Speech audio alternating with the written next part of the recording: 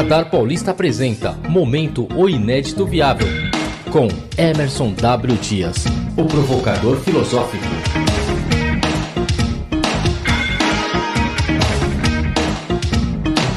E tá conosco no aplicativo o Emerson W. Dias. Muito boa noite, obrigado pela participação, aqui pela presença, Emerson. Boa noite, Renato, boa noite a todos os ouvintes.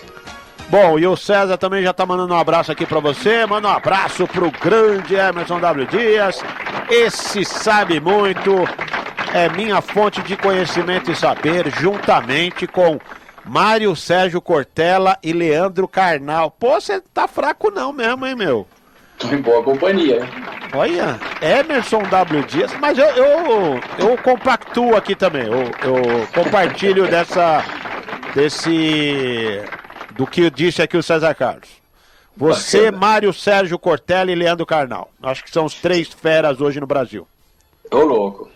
É. Sabe que o professor Cortella, ele foi meu professor, né? Eu tive um curso de pós-graduação onde ele era um professor em 2002, olha só. É? Há 18 anos atrás. Foi seu professor? Foi. É. Ah, então. Há 18 anos atrás. Ele nem era o Cortella como hoje, né? Conhecido. Mas professor já era de filosofia? Exatamente, é. Mas já era um mestre aí nas palavras. É. E ele tem um jeito todo diferente de falar, né? Ele dá uma puxada assim na palavra, né? Na frase. Sim, portanto... Isso, exatamente. Portanto...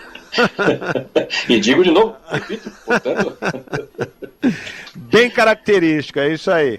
Exatamente. Bom, mas olha, é bacana, hein? Você tá bem cotado mesmo aqui. Eu até falei pra você ser candidato, mas até agora você, pelo jeito, não colocou aí a sua campanha na rua e tal, né? Sim, tá em stand-by. É, né? Sim. Bom, aguardaremos. Qual é o assunto que você traz nesta segunda-feira para nós? Vou falar sobre o dilema das redes, ou The Social Dilemma, que é um documentário, tá muito famoso aí, saiu agora no começo de setembro, que é um documentário específico, né, feito pelo Netflix. Sim. E que tá falando sobre as redes sociais. Você chegou a assistir? Eu não vi ainda, eu vou assistir, mas eu já li matérias, minha mulher já assistiu também, comentou alguma coisa comigo, eu não tive a oportunidade ainda de assistir, mas eu tô bem envolvido no tema aí, já vi muita coisa antes de assistir o filme, inclusive, algumas críticas e tal, tô gostando do que está sendo apresentado aí pra gente, tá estimulante, né? Para que a gente possa assistir. O que você traz na sua visão? Então, eu gostei bastante do documentário, até porque ele não é um documentário puro, ele tem ali um pouco também de ilustração com atores, ele tem uma história de fundo que não é uma história verídica, mas aqui qualquer um que assiste conhece algum caso que tenha acontecido, então ele acaba sendo uma representação da verdade. E eu achei muito interessante um elemento importante que ele traz, que é a história quando você vai buscar uma informação no Google, então você põe lá, né? Eu quero entender, sei lá, sobre feiras livres com temáticas raciais, por exemplo, né? E aí o próprio Google, como ele sabe dos algoritmos, ele sabe o seu perfil, etc., ele te mostra algumas possibilidades em relação ao que você está buscando, mas sempre dentro daquilo que está meio que favorável para você. Ele não mostra... Se eu e você pesquisarmos no Google a mesma coisa, nós vamos receber telas diferentes de resultados, certo? Porque o seu perfil é um, o meu perfil é outro. E este elemento, eu fiquei pensando sobre isso é um tema assim, sensível, porque nós, seres humanos, nós temos um viés chamado viés da confirmação, que é aquela coisa de, né, a gente vê uma coisa que a gente gosta, a gente tende a acreditar que é verdade. Então, se alguém me der uma notícia e ela me é agradável, imediatamente eu gosto dela, já tomo aquilo como sendo verdade. Se alguém me dá uma notícia e eu não gosto dela, porque ela fere algum pensamento que eu tenho, a minha tendência é dizer que aquilo não é verdade. Então essa é a ideia do viés da confirmação. E todos nós temos isso, né? A gente gosta dessa confirmação. Se você pegar textos do Freud, que ele nem chamava de viés da confirmação, mas ele já falava dessas coisas de a gente gostar, né, de uma notícia e por gostar aceitar que aquilo de fato seja a verdade. E esse negócio, Renato, ele mexe com questões muito sensíveis da humanidade. Por quê? Tem uma observação que foi feita na Segunda Guerra com os moradores de Londres, que na época Londres estava sendo bombardeada na Segunda Guerra. E olha que interessante, Renato, os habitantes do centro de Londres, como eles eram bombardeados todas as noites, e ao redor de Londres o bombardeio não acontecia todas as noites, ele era mais espaçado e às vezes em horários que não eram tão específicos, foi feito um levantamento que mostrou que essas pessoas que não tinham esse conhecimento ou essa expectativa de que seriam bombardeados à noite e portanto ficavam o dia inteiro em pânico, elas tiveram maior incidência de úlcera péptica, né? Tiveram uma úlcera, perfurações no estômago por conta desta incerteza que os atormentava. Olha que como o ser humano é uma coisa complexa. O camarada, por saber que ele vai ser bombardeado à noite, ele sofre menos do estômago do que o outro que não sabe porque fica nessa expectativa. Sim. Olha a força que tem a gente pensar que a gente tem alguma certeza sobre alguma coisa que vai acontecer no futuro. Olha como isso é fundamental para o ser humano. E as redes sociais, eu observo, né, a lição que eu tiro deste documentário é muito neste sentido, de cada um achar que tem uma verdade. Só que se todo mundo achar que cada um tem a sua verdade, a coisa não funciona. Por quê? Porque sobre fatos não tem como você debater. O fato é o fato, né? Sua excelência é o fato, não é uma questão de opinião, é uma questão de fato. Então, quando o fato acontece, o fato é verdade. E as redes sociais, elas causam isso. E o que é mais assustador, Renato, é que esta confirmação da sua verdade, que é diferente da minha verdade, ela é monetizada. Ou seja, ainda tem gente ganhando muito dinheiro por conta disso, né? Tanto é que você olha as empresas de tecnologia, o famoso GAFA, né, que é Google, Apple, Facebook e Amazon, são as empresas hoje que têm mais valor de mercado no mundo. Nunca na história do capitalismo empresas valeram mais de $1 trilhão. E essas empresas hoje já estão valendo para cima de $1 trilhão. Ou seja, o viés da confirmação é uma coisa fortíssima no ser humano.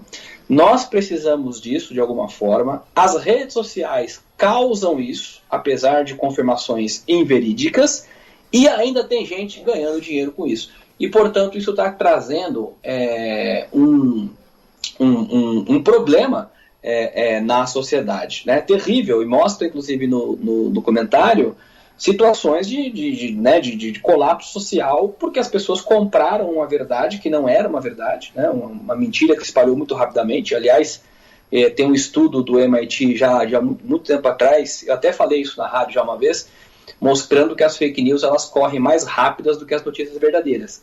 Então, a pessoa cria uma fake news, essa fake news corre rapidamente, ela contamina a cabeça de milhares de pessoas, e essas milhares de pessoas tomam atitudes violentas contra outras pessoas baseadas numa grande inverdade. Este tema das redes sociais, para mim, é o tema deste século. É o tema que a gente precisa entender. Como é que lida com isso e como é que a gente... E eu não acho que tem que proibir, sabe? Eu acho que a gente tem que se educar, né? Aquela história do conhece-te a ti mesmo, senão a máquina vai te devorar. Eu acho que a gente tem que se educar e aprender a lidar com isso para tirar o melhor proveito disso, que é uma tecnologia importante, não proibir, mas da forma como nós estamos sendo influenciados, a gente tem um futuro talvez um pouco tenebroso pela frente.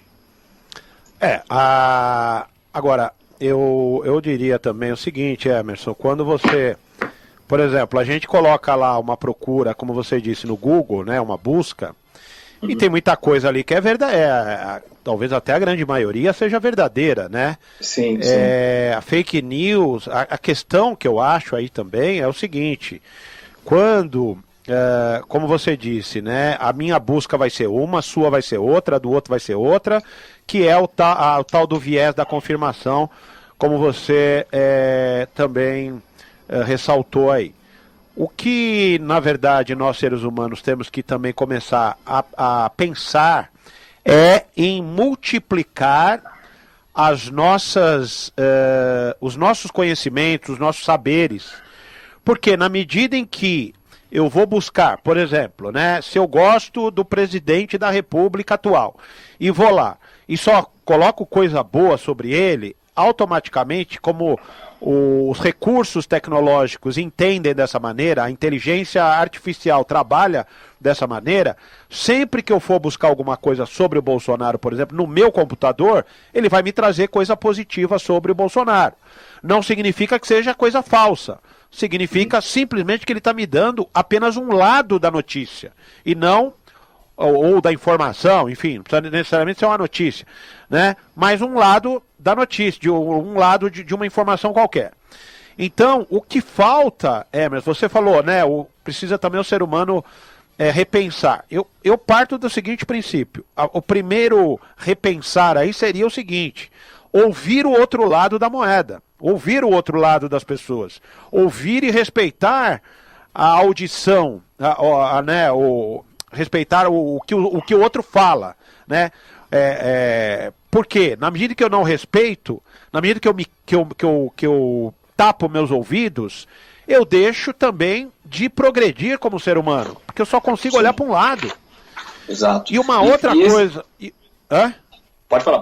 E uma outra coisa que eu acrescentaria aí, é que nem você disse lá das bombas e tal, né, que as pessoas tiveram úlcera, né, com medo das bombas.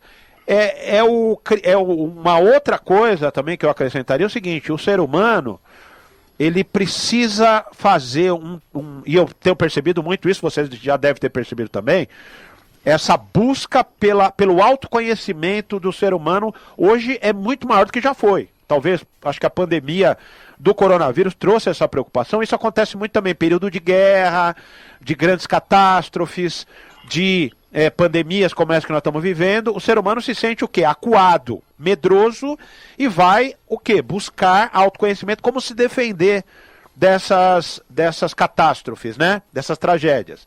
E aí eu diria o seguinte: o ser humano precisa fazer isso constantemente, e não só no momento das pandemias, e não só no momento das catástrofes. Buscar esse autoconhecimento todos os dias da vida. Porque quando acontecer esse tipo de coisa, né, da guerra que você falou, né, e lá o cara começa a desenvolver um problema interno, porque ele não sabe como lidar com as emoções. Ele não sabe como lidar com aquilo. Ele sabe que vai cair uma bomba. Pode, né? Pode cair, como não pode. Primeiro é entender a leitura. E para entender a leitura, vou voltar no outro tema. Quer dizer, precisa primeiro analisar todas as possibilidades, todas as notícias, não uma só. Amanhã, vamos supor que esse cara que defende tanto o Bolsonaro, amanhã sai uma notícia: olha, o Bolsonaro roubou, 300 milhões da Petrobras, por exemplo. Tô dizendo um exemplo, tá? Não tô dizendo que o presidente fez isso e tal. Vamos deixar bem claro. O que eu quero fazer o papel de advogado do diabo, porque esse cara que defende tanto o Bolsonaro hoje, amanhã vai amanhecer com uma úlcera também no estômago, porque ele não vai ter como defender o presidente. Porque o nego vai falar: tá vendo, eu não te falei, o cara não é nada disso e tal, né? E o cara não vai conseguir se defender. Então, como eu estou dizendo, é sempre bom nós, como seres humanos, olharmos para o outro, olharmos para fora, olharmos... Quando começou a pandemia do coronavírus, foi a mesma coisa. Todo mundo ficou desesperado, virou a coisa meio alucinante, uma coisa louca. Tudo bem, as pessoas têm que se proteger, como tem que se proteger até hoje. Mas até comentei isso lá atrás, bem no começo. Eu falei: gente, calma. Tudo bem, vai ter, né? A gente vai ter que passar por um momento difícil, não sei o quê, mas vamos com muita calma. O medo, ele mata mais às vezes do que a doença, entendeu? Só que nesse momento, se você falar isso, e como eu falei, e fui muito criticado por algumas pessoas, o cara vai falar: você é um louco, você é isso, você é aquilo, você não tá nem aí com a sua família, você não tá... Não é que eu não estou nem aí com... Eu simplesmente estou colocando o pé no chão, buscando autoconhecimento de como enfrentar a pandemia sem necessariamente termos tanto medo de sermos contaminados, certo? Então, só para finalizar dentro do que você está trazendo, porque o tema realmente é espetacular, né? Esse tema, o dilema das redes, e a gente vai ficar falando 3, 4, 5 horas e não chega numa conclusão, né? Mas aqui, do meu ponto de vista, acho primeiro, o ser humano tem que passar a ler outras coisas, não ler só o que está no Google, o que está isso, o que está aquilo, porque essa ferramenta é uma ferramenta, como você mesmo disse, vai ficar ali repetindo coisa que você adora e você não vai conseguir enxergar o outro lado. E segunda coisa, se preparar internamente, fazendo uma autoanálise, um autoconhecimento, buscar outras fontes de alimento, vamos dizer, espiritual, intelectual e tal, para enfrentar esses momentos. O que é difícil para você passar para as pessoas isso, viu, Emerson? Sem dúvida. E você tocou no ponto aí que é crucial. Se você ficar só pesquisando as coisas nessas ferramentas, nessas redes sociais, você vai sempre confirmar aquilo que você já acha que é verdade. E você pode estar equivocado. Por quê? Porque ela foi desenhada para fomentar o prazer de você confirmar aquilo que você gostaria de confirmar. Então ele não vai te dar o contraditório. Ele nunca vai te dar isso, porque a máquina pensa o seguinte, ele gostou disso, então se ele gosta disso, ele vai gostar daquilo. Se ele gostou disso e vai gostar daquilo, ele vai gostar daquele outro para colar. E a máquina vai fazendo essa conta, e você vai entrando numa situação onde você vai construir uma verdade que muitas vezes ela é só sua. E este é o grande problema. E é a questão que você traz que é fundamental. Você não pode depender da informação apenas dessas ferramentas, porque corre o grande risco de você comprar gato por lebre. E pior, né, Renato? O ser humano, além do viés da confirmação, ele tem um outro elemento dentro de si que é o chamado aversão à perda.